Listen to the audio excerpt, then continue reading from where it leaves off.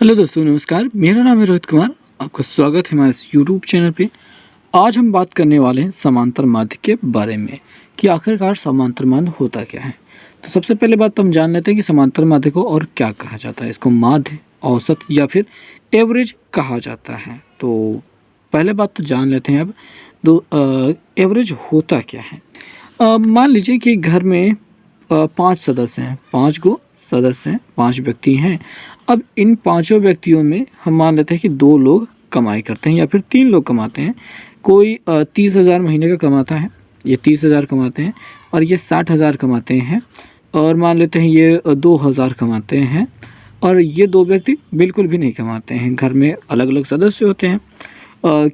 जो कमाने वाले सदस्य होता है वो कमाते हैं। अगर कमाने वाले सदस्य ज़्यादा हैं तो ये भी होता है कि कुछ सदस्य कमाते नहीं है, वो घर को मैनेज करते हैं। उनका अर्निंग सोर्स तो नहीं होता है, बट वो घर को मैनेज तो करते ही हैं, तो उनका भी वर्किंग होता है और वर्क तो हो चल ही रहा है। तो ऐसी स्थिति में इनका अगर खर्चे की बात की जाए तो खर्चा सभी लोगों पर समान रूप से होता है।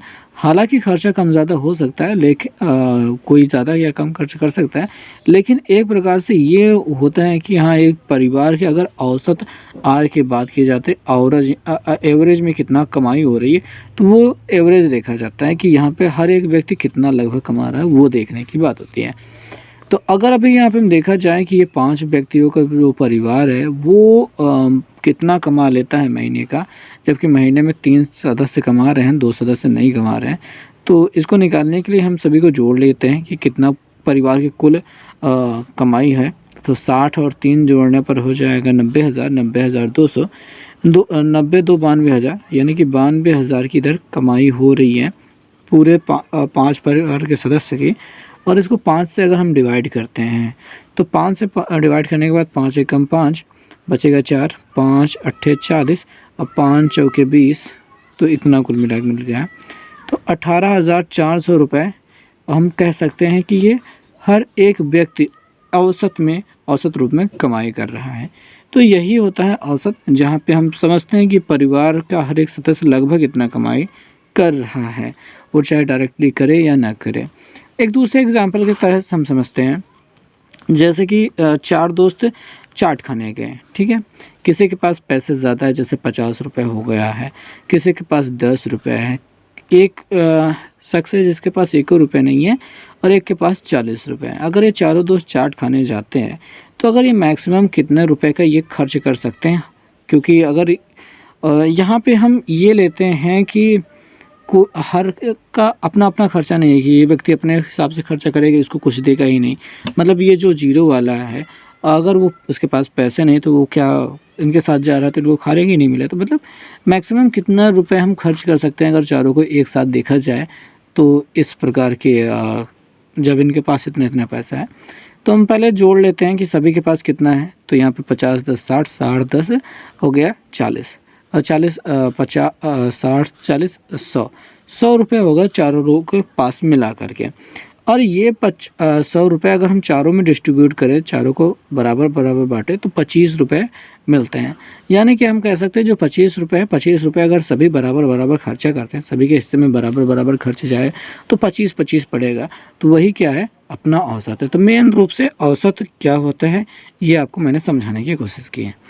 अब आपने ये औसत का जो निकालने का तरीका है वो भी आपने देख लिया कि ये नॉर्मली कैसे औसत निकाला जाता है। जब लोगों की संख्या कम हो, उनके पास कुछ पैसा धनराशि हो, या फिर कोई सामान हो जो बांटना हो, तो ये औसत में चलता है। तो संख्याओं को यानी आंकड़ों को हमको यहाँ पे औसत में निकालने का जो सूत्र मिल जाता है, तो औसत या समांतर माध्य बराबर हो जाता है पदों का योग, ठीक है, पदों का योग, और नीचे आ जाती है पदों की संख्या, पदों की संख्या आ जाती है। ये होता है हमारा औसत। समांतर माध्य बराबर भी यही सेम फार्मूला, औसत या समांतर माध्य एक ही बात हो गई। तो अब जब क्वेश्चन की बात आ जाती है तो हम पहला जो सिंपल क्वेश्चन ले रहे हैं वो ये है कि 5 6 3 7 और 2 का औसत ज्ञात कीजिए। सबसे आसान क्वेश्चन, जो शुरुआती वाला क्वेश्चन होता है वो यही होता है, और ये हर प्रकार के एग्ज़ाम में आ सकता है। पॉसिबिलिटी यही है कि ये हर प्रकार के एग्ज़ाम में आ सकता है। तो अब देखते हैं यहाँ पे क्वेश्चन, इसका आंसर क्या होगा। हमको औसत निकालना है या फिर समांतर माध्य निकालने को कह दिया जाए या फिर माध्य निकालने को कह दिया जाए, तो हमें सिंपली सभी की गिनतियों को जोड़ लेना है। ये हमने सभी को बारी बारी से लिख लिया है प्लस का निशान लगाते हुए, और 1 2 3 4 5 लोग हैं तो 500 को यहाँ पे डिवाइड कर देना है। अब इसको जोड़ते हैं तो यहाँ पे 5 देखिए 3 2 5 हो रहा है, 5 5 10 हो जाएगा, 7 6 13 होता है, 13 10 23। यहाँ पे हमको क्या मिल गया 23 और बटे 5 कर देंगे। 5 से भाग करने के बाद 5 चौके 20 होता है, 5 29 यानी कि 4.6 जो मिल के हमारा औसत है। तो सबसे आसान प्रकार का प्रश्न यही रहता है और ये क्वेश्चन आता ही आता है। आप ऐसा नहीं कह सकते कि ये एग्ज़ाम में नहीं आएगा, ये आ ही जाएगा। और दूसरे प्रकार का जो प्रश्न आ जाएगा वो ये दे दिया जाएगा कि 5 1 3 यक्स और 12 का माध्य क्या है, माध्य या औसत या समांतर माध्य 5 है तो यक्स का मान बताइए। ऐसे में हमको यक्स का मान बताना है तो सिंपल सा वही प्रोसेस चलेगा, 5 + 1 + 3 प्लस यक्स प्लस 12 बटे कितने लोग हैं 1 2 3 4 5 लोग हैं, 5 से डिवाइड कर रहे हैं, बराबर हमको कितना से करना है, बराबर हम कर देते हैं कितना समांतर माध्य जितना था वो 5 के हम बराबर कर देते हैं। बस ये सिंपल सा बात हो जाएगी। अब यहाँ पे 5 को इधर गुणा करा लेते हैं, 5 बजे में यहाँ पे 25 हो जाएगा। इन गिनतियों को जोड़ लेते हैं, ठीक है। क्या हो रहा है कि 5 1 6 हो रहा है, 6 3 9 हो रहा है, 9 और 12 को जोड़ने पर 5 3 8 होता है, 8 12 20 हो जाएगा, 20 1 21 हो जाएगा, टोटल 21 + x हो रहा है। अब क्या है 21 को उधर भेज देते थे, माइनस हो जाएगा, ठीक है। x = क्या हो जाएगा 25 - 21 यानी कि यहाँ पे घटाने के बाद कितना मिल जाएगा, 25 में 21 गया 4, x का मान कितना मिल गया 4 मिल गया है। तो यहाँ पे इस प्रकार का भी प्रश्न आ सकता है आपके क्वेश्चन में। और अगला जो प्रश्न आ जाएगा इस प्रकार का प्रश्न आ सकता है आपके क्वेश्चन पेपर्स में कि 10 से 50 तक की संख्याओं का औसत ज्ञात कीजिए। अभी तो आपको आंकड़े दिए जा रहे थे, अभी यहाँ पे आंकड़े को कुछ बढ़ाया जाएगा, 10 से लेकर के 50 तक की संख्याओं का औसत जब ज्ञात करने के लिए कहा जाएगा तो ये भी बहुत आसान तरीका है। देखिए भाई, एक तरीका तो आप ये लगा दोगे कि 10 11 12 13 50 तक गिनतियाँ लिखो, उसके बाद जोड़ो, उसके बाद आप करो बटे और जितनी गिनतियाँ उससे भाग करो, तो बड़ा लंबा प्रोसेस चलेगा भाई। तो प्रोसेस को आसान करने के लिए हमें पहली गिनती जो भी दिए जाएँ, जहाँ से लेकर के शुरू करना है जहाँ तक पहुँचाना है, उन दोनों का योगफल बटे 2 करना होगा। और हाँ, याद रहे ये काम तभी सक्सेस है जब यहाँ पे अंतर समान हो गया। 10 के बाद 11 12 13 14 सब में अंतर समान है, एक एक ही अंतर हो रहा है। तो जब तक अंतर समान ना हो आप इसको नहीं लगा सकते हो, ठीक है। याद रखिएगा जब अंतर समान हो। अच्छा, यहाँ पे अंतर अगर समान होता है तो उसके पर भी एक क्वेश्चन मैं बता देता हूँ। फिलहाल इस क्वेश्चन का आंसर क्या होगा, पहले और आखिरी गिनती को जोड़ा और 2 से भाग किया, तो यहाँ पे 60 और 2 से भाग किया तो हमको क्या मिल गया 30। ये हमारा आंसर हो गया इस क्वेश्चन के लिए। अगर मैं दूसरा क्वेश्चन की बात करूँ, आपको ऐसे भी क्वेश्चन दिया जा सकता है 5 10 15 20 ऐसे डॉट डॉट करके हम 100 तक पहुँचा देते हैं। अब भाई 5 10 15 20 ये बढ़ रहा है जो गिनती है, वहाँ पे सभी जगह 5 का अंतर है। ऐसे में अगर इसका औसत निकालने को कहा जाए तो हम पहली गिनती उठाएंगे और आखिरी गिनती उठाएंगे, दोनों को जोड़ डालेंगे और 2 से भाग कर डालेंगे, तो ऐसे में मिल जाएगा इसका औसत। जोड़ने पर ये हो जाएगा कितना 105। 105 को 2 से भाग कर दो भाई, तो 2 5 6 10 5 हो गया, 2 2 4 52 हो गया, 0.5 लग जाएगा, 52.5 हमारा यहाँ पे आंसर मिल जाएगा इस क्वेश्चन के लिए। तो ये भी टाइप आपको समझ में आ गया होगा। अगला प्रश्न जो मिल जाता है वो तरीका बदलने वाले हैं भाई। अब देखिए, आंकड़ों को पहले आपने देखा कि एक क्रम में लाइन से बड़े आराम से लिख सकते थे, उनकी संख्या कम होती थी, आराम से जोड़ लिया और हमने उनके पदों की संख्या से भाग कर दिया तो हमको माध्य मिल गया। अभी माध्य निकालना है और इनके पदों की संख्या कुछ ज़्यादा हो रही है। देखिए भाई, यहाँ पे देखिए एक्स नहीं मतलब हो गया उस पद का मान, यानी कि कोई भी गिनती है 10, और एफ यानी कि फ्रीक्वेंसी वो कितनी बार लिखा गया है। यहाँ पे हम ये समझ पाते हैं कि 10 जो गिनती है उसको 7 बार लिखा गया होगा, तो एक ही गिनती को 7 बार लिखना, फिर 30 को 8 बार लिखना, 50 को 10 बार लिखना, 70 को 15 बार लिखना और 89 को 10 बार लिख करके जब आप जोड़ेंगे तो ये बहुत हैवी हो जाएगा। तो उसी को आसान करने के लिए सारणी बना दी जाती है। अब इस क्वेश्चन को आप समझें, क्वेश्चन में क्या लिखा गया होगा कि 10, 10, 10 कमा, ऐसे 7 बार 10 तो लिखा गया, 7 बार 10 आपको लिखा गया होगा। ऐसे 30 को 8 बार लिखा गया होगा, फिर 50 को 10 बार लिखा गया होगा, 70 को 15 बार लिखा गया होगा, फिर 89 को 89 करके ऐसे कितने बार 10 बार लिखा गया होगा। तब जाके इनको सभी को जोड़ पाना फिर वही हो गया, फिर टेढ़ी खीर हो जाएगा। टेढ़ी खीर हो जाने के बाद इसको जोड़ करके भाग कर पाना फिर वही हो गया मुश्किल। तो इस काम को आसान करने का तरीका होता है सारणी विधि। सारणी विधि में क्या करते हैं, हम f और x का गुणा कर देते हैं, यानी जो पद होता है उसका गुणा वो कितनी बार आया उससे कर लेते हैं। यानी 10 अगर 7 बार आया तो 10 को हम 7 बार जोड़ लेंगे या 10 सत्ते 70 कर लेंगे, यानी कि वही आएगा। आखिर में fx का मान कितना मिल जाएगा, अपना 70 मिल जाएगा। ऐसे ही 30 को 8 बार जोड़ेंगे तो 8 त्रिक 24 यानी कि 240 हमको मिल जाएगा, और 5 धाम 50 यानी 500 आ जाएगा, और 15 सत्ते 105 होता है, और यहाँ पे इतना मिल जाएगा। 89 धाम में 890 मिल जाएगा। ये तो हो गया आपका इनके अलग अलग का सम। अगर हमको पूरा पदों का योगफल निकालना है तो हमको सभी को जोड़ना पड़ेगा। अभी हमने केवल 10 को 7 बार जोड़ करके 70 ही लिखा है। अब यहाँ पे 30 के साथ 50 के साथ सभी गिनतियों के साथ जब ऐड करना है तो हम ये जो हमको योगफल मिला है अब इसको जोड़ लेते हैं, तो इससे आसान हो जाएगा काम। तो जोड़ते हैं कि इकाई के स्थान पर तो 0 हो जाएगा। 9 5 14, 14 का 14 4 18, 18 और 18 7 25, 25 के 5 यहाँ से लगे 2, 8 0 हो गया, 8 5 8 5 13, 13 2 15, 15 2 17 यहाँ से लगे 1 हो गया, और इसमें एक जोड़ दिया जाएगा तो 2 हो जाएगा। 2750। तो ये क्या मिल गया, सभी गिनतियों का योगफल हो गया। अभी यहाँ पे ये गिनतियाँ आई कितनी बार थी, 10 7 बार आया था, 30 8 बार आया था, वो 15 बार आया, 10 बार 15 बार ये आया था। तो यहाँ पे सिग्मा एफ करना पड़ता है, यानी इन पदों को पद कितनी बार आए हैं उनको जोड़ना पड़ता है। तो जोड़ते हैं।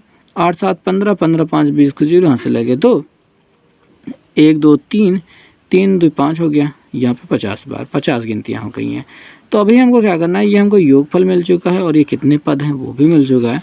समांतर मान निकालने के लिए x बार, समांतर मान को x बार भी कहा जाता है, तो यहाँ पे sigma F x upon sigma F ये करके अब फार्मूला बन जाएगा।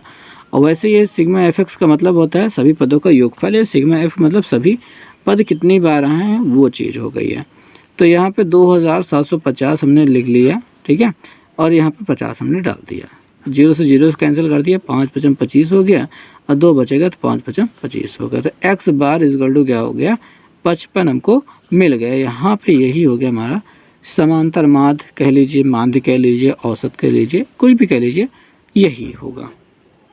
अगला प्रकार का जो प्रश्न है वो हम देख लेते हैं। भाई 5वां प्रकार का प्रश्न आ जाता है। हम यहाँ पे प्रकार बदले हैं। पहले तो आपने देखा था कि जैसे 10 है वो 7 बार आ रहा है, लेकिन अब ज़रूरी तो नहीं है कि 10 ही 7 बार आया, हो सकता है 10 आया, किसी का अगर एग्ज़ाम कराया गया, एग्ज़ाम में बच्चों ने नंबर पाया है, तो ज़रूरी नहीं है कि हर बच्चा 10 नंबर पाए। वो कम ज़्यादा भी पा सकता है, 8 पा सकता है, 7 पा सकता है, 11 पा सकता है, 12 पा सकता है। तो ऐसे में 1 से लेकर 100 नंबर तक आपको क्वेश्चन का मतलब 0 से लेकर 100 नंबर तक क्वेश्चन में आंसर मतलब पाए हैं बच्चे नंबर। अब उसको अरेंज करना है, तो उसको अरेंज करना, ऐसे अरेंज करना मुश्किल हो जाएगा भाई। 1 से लेकर 100 तक कोई बच्चा 0 पा गया तो 0 पाने वाले अगर एक बच्चा है तो उसको एक बार लिखिए, फिर 2 नंबर पाने वाला है तो उसको लिखिए, ऐसे ही करके ढेर सारा करेंगे तो सारणी बड़ी बन जाती है। तो इसका भी इलाज है, इसका इलाज है वर्ग अंतराल। वर्ग अंतराल मतलब टाइम पीरियड देखा जाता है भाई 0 से लेकर 6 तक के कितने बच्चे हैं जिन्होंने 12 मतलब उतना नंबर पाया है, 0 से लेकर 6 तक। यहाँ पे जे को 0 से लिया जाता है लेकिन 6 को नहीं लिया जाता। जो भी बच्चा 6 नंबर पाया है उसको अगले वाले वर्ग अंतराल में गिना जाता है। जैसे 0 से लेकर 6 तक में, यानी 6 से कम तक, यानी 0 1 2 3 4 5 नंबर तक कौन से बच्चे पा गए, 5 लोग पाए हैं तो उनको 5 रख दिए। फिर 6 से लेकर 12 तक, तो 12 वाला छोड़ करके जो 6 और 7 8 9 10 11 तक जो बच्चे पाए हैं नंबर, उनको दूसरे वर्ग अंतराल में रख दिया गया। अब ये वर्ग अंतराल कौन निर्धारित करता है, ये हम स्वयं निर्धारित करते हैं अपने हिसाब से। जब यहाँ पे ढेर सारे बिखराव वाले पूरी सारणी बना के दी जाती है तो उसमें हमको छांट करके अपने हिसाब से लिखना होता है। तो हम ऐसे वर्ग अंतराल चुनते हैं जिसमें से ज़्यादा से ज़्यादा क्वेश्चन मतलब बच्चे उसे आ जाए। वैसे नॉर्मली हम 0 से 10 वाला ही चुनते हैं, 10 से 20, 20 से 30, 30 से 40 वाला चुन लेते हैं, काम हो जाता है। वैसे ही क्वेश्चन दिया गया था तो हमने इसको ऐसे ही लिख लिया है। तो 0 से 6 का मतलब वर्ग अंतराल का मतलब ये हो गया कि बच्चे 0 से लेकर के 5 तक, 0 से 6 तक मतलब 6 को छोड़ करके जितने नंबर पाए हैं वो हैं टोटल 5। और यहाँ से 6 से 12 के बीच में 9 है, 12 से 18 के बीच में 10 है, 18 से 24 के बीच में 12 है, 24 से 30 के बीच में 14 है। तो ऐसा वाला है। और लास्ट वाले में जो 30 आया होता है तो हमको लास्ट वाले में ही जोड़ लेना होता है।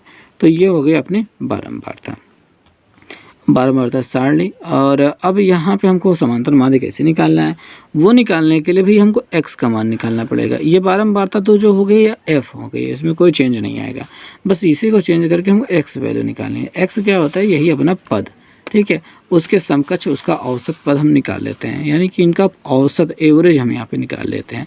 6 और 0 को जोड़ करके 2 से भाग करेंगे तो मिल जाएगा 3, हमको तो 3 मिल गया।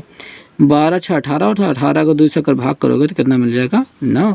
18 और 12 को जोड़ा जाएगा तो 30 मिल जाएगा, 30 का आधा हो जाएगा 15। ऐसे ही यहाँ पे गिनतियाँ मिलती जाती हैं। और यहाँ पे बार बार जोड़ करके भाग करने की बजाय यहाँ पे 6 का अंतर देख रहे हैं तो 6 6 जोड़ते जाइए, 15 9 6 15, 15 6 21, 21 6 27। ये मिल गया हमारा योगफल x का मान, ठीक। तो f का मान मिल चुका है, x का मान मिल चुका है। अब हम सिग्मा fx निकाल लेंगे।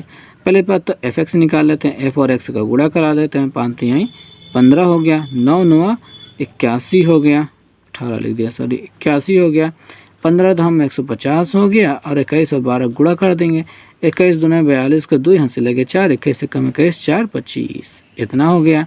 27 और 14 गुणा कर लाते हैं, ठीक है, कर लेते हैं। तो 14 7 98, 98 का 8 लिख लेते हैं, हासिल हो गया 9।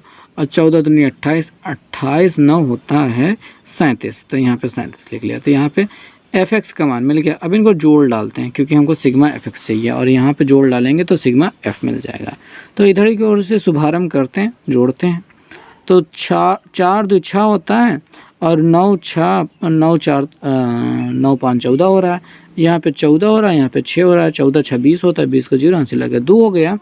और 1 2 3 हो रहा है, 3 2 5 हो जाएगा। तो यहाँ पे 50 मिल गया है। अब इनको जोड़ते हैं, इनको जोड़ना तो हो गया, थोड़ा सा देख लेते हैं।